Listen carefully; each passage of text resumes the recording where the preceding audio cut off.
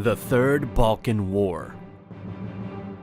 Even though after the First and the Second Balkan Wars, there wasn't another isolated conflict in the Balkans. In the year of 1914, the First World War started, exactly in the same region, which was marked by war, conflict, and political turmoil.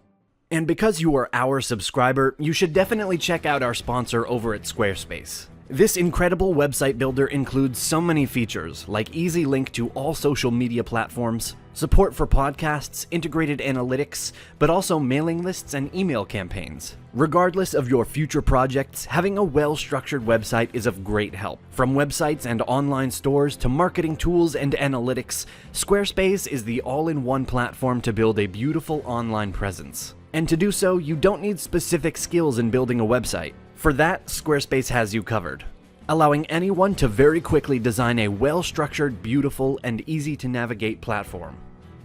Go to squarespace.com for a free trial, and when you're ready to launch, go to squarespace.com/Nelegia to save 10% off your first purchase of a website or domain.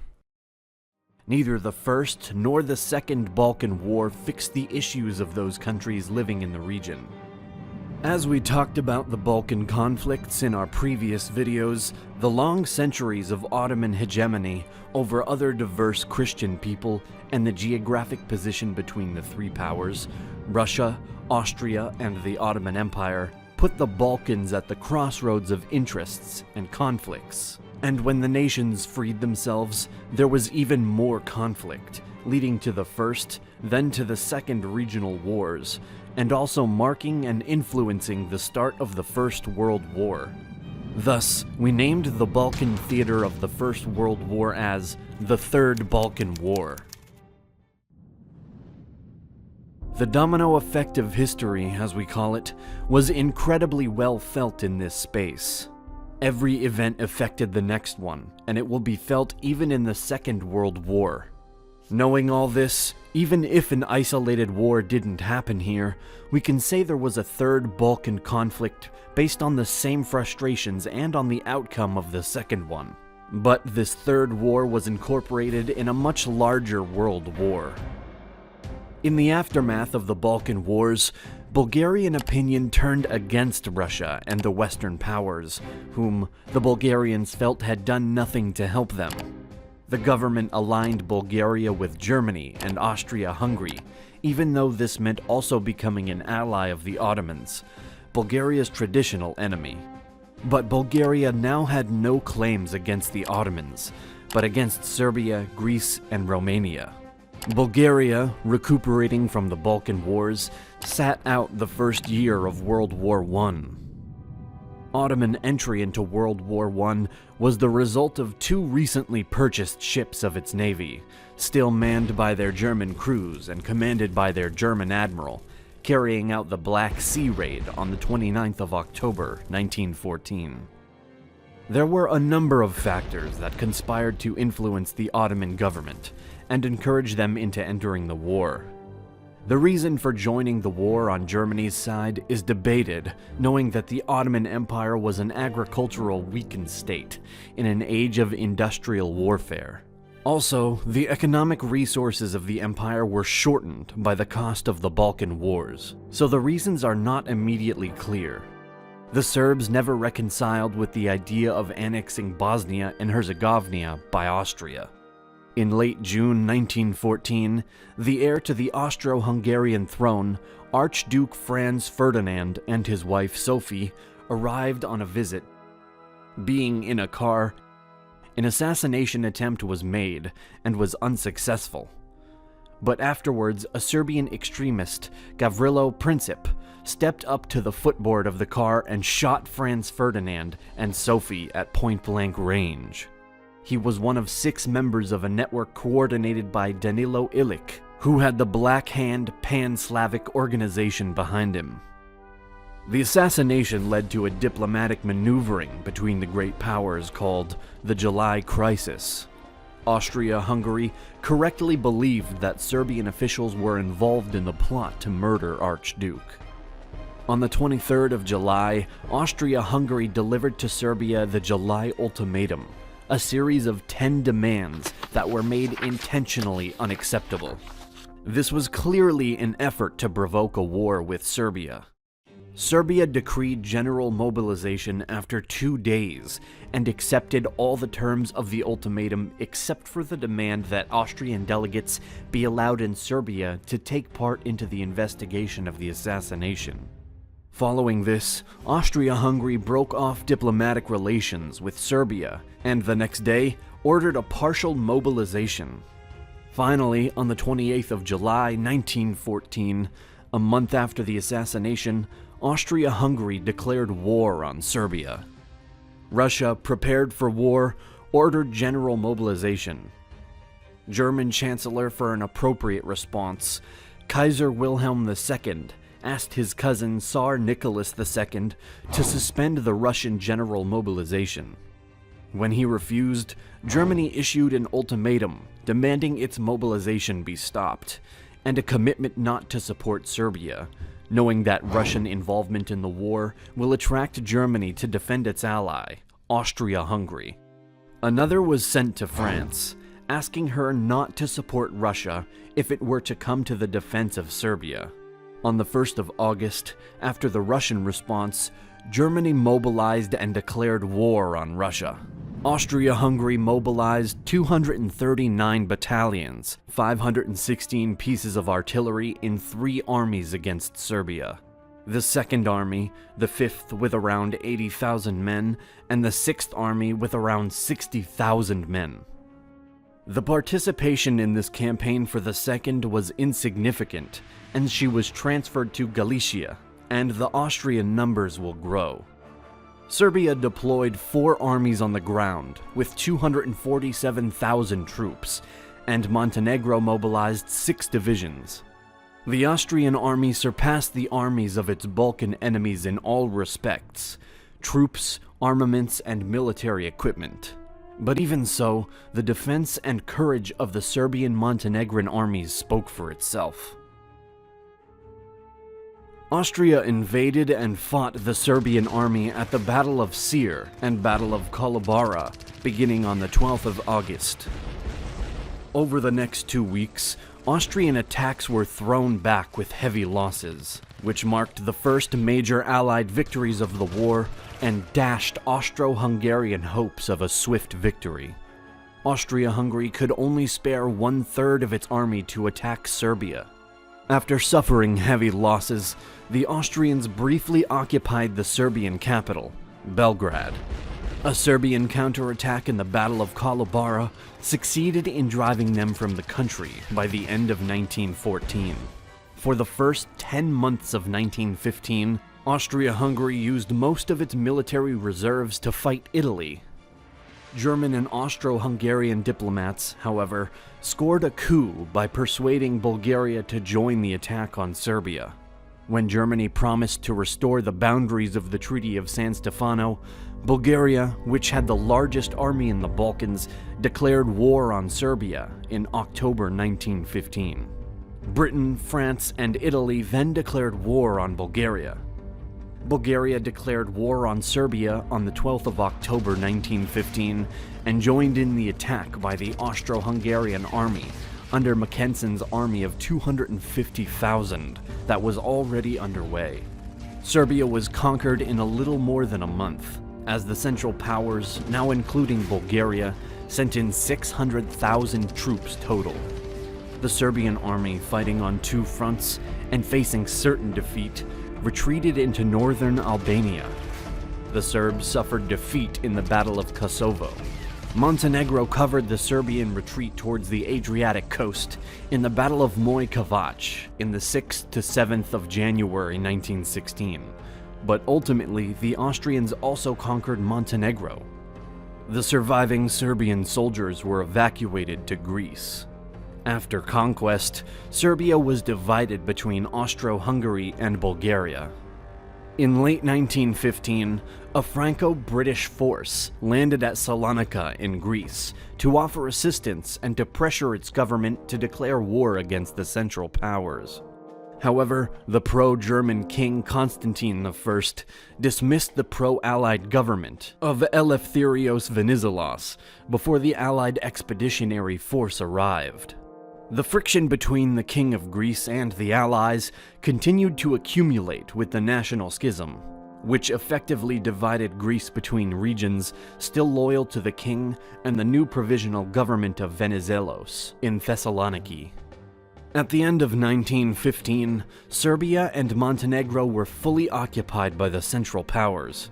Due to this, the front line was continuous from Baltic Sea to the Mediterranean Sea, and the link between the Ottomans, Bulgarians, Austrians, and Germans was established. The German High Command, whose troops represented the main military force of the Central Powers, did not plan any large-scale offensive on the Thessaloniki front, in part because of its limited strength, but also because of logistical difficulties. The purpose was to control enemy troops in the region with the help of small German-Bulgarian troops, and to focus more against the Russians and the French.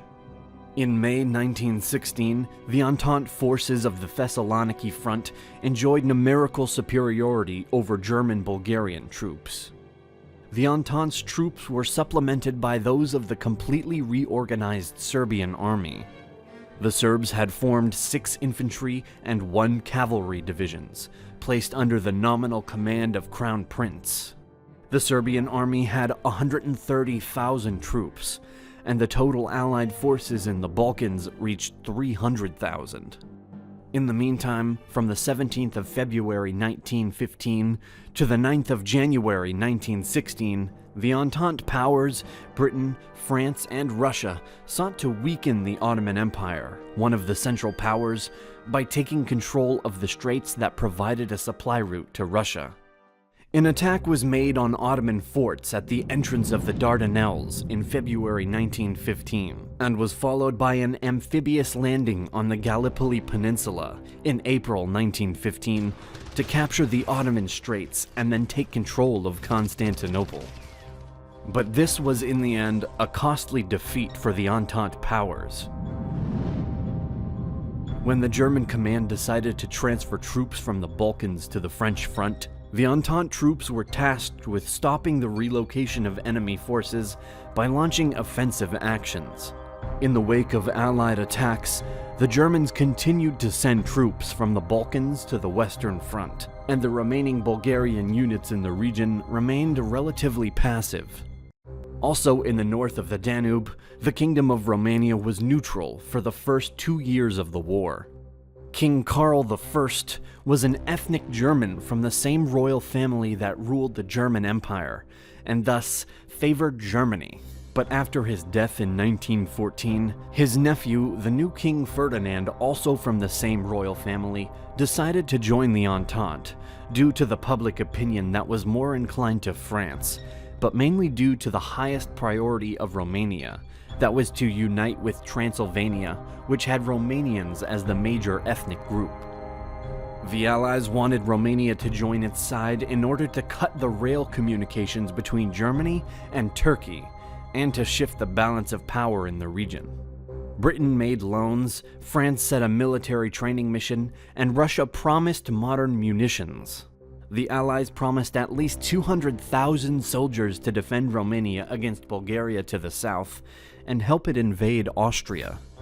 On the night of August 27, 1916, 3 Romanian armies, 1st, 2nd, and Northern Army, deployed according to the Romanian campaign plan, the Z hypothesis, launched the Battle of Transylvania through the Carpathians, while the Third Army protected the south across Danube.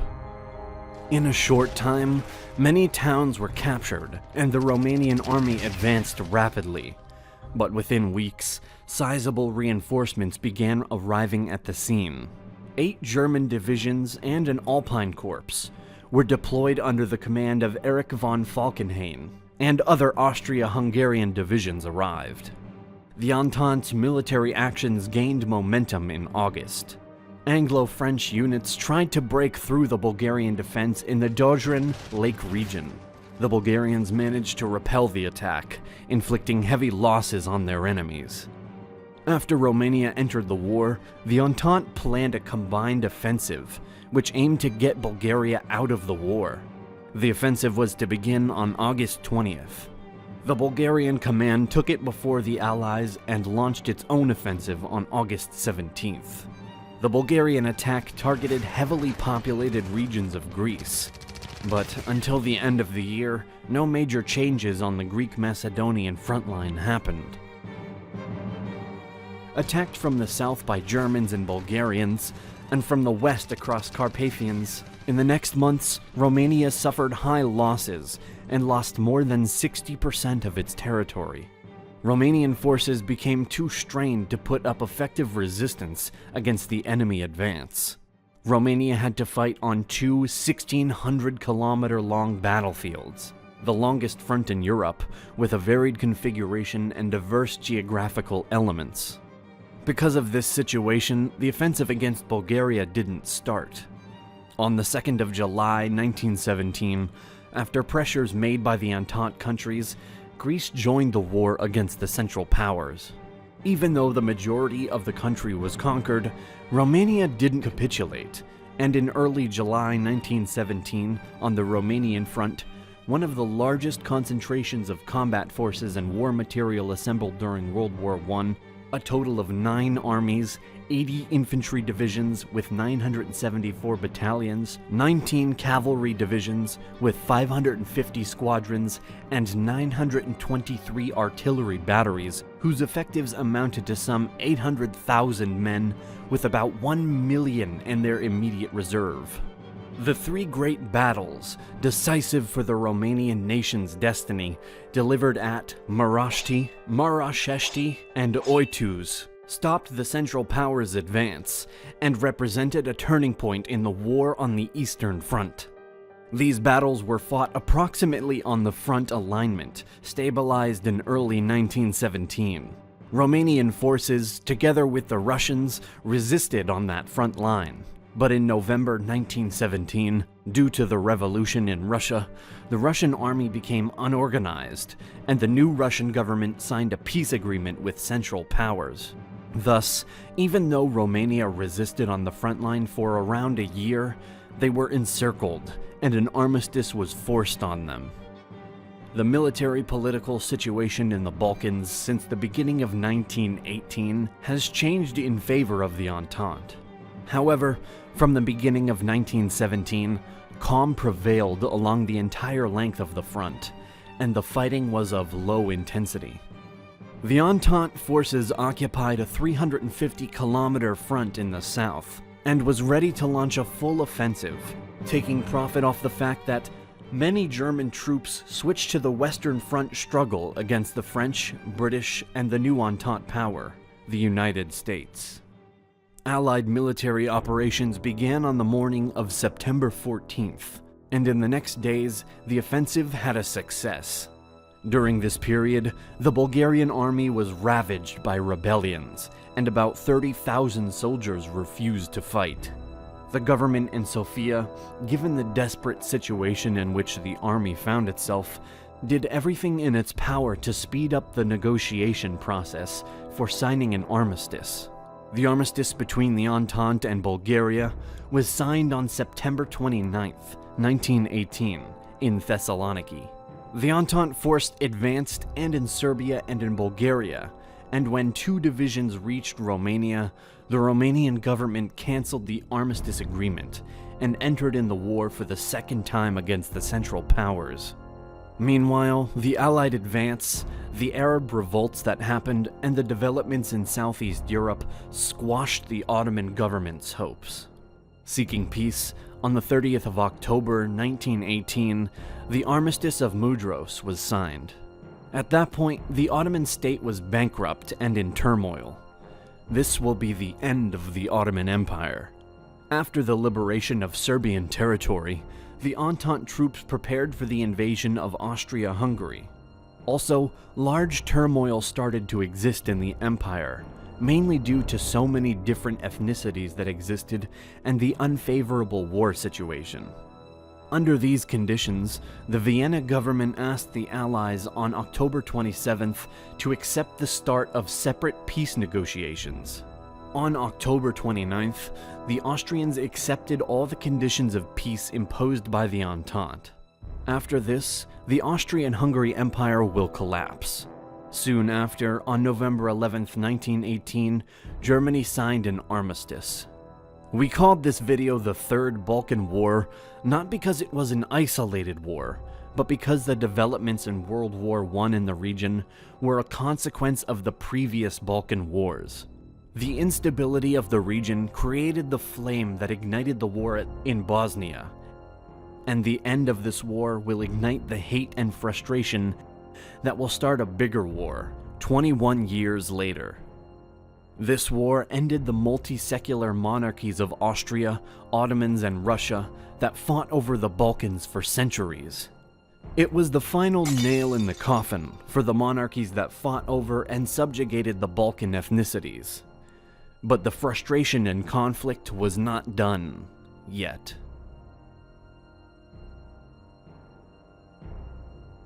Again, a huge thanks to our sponsor Squarespace. Don't forget to check them out.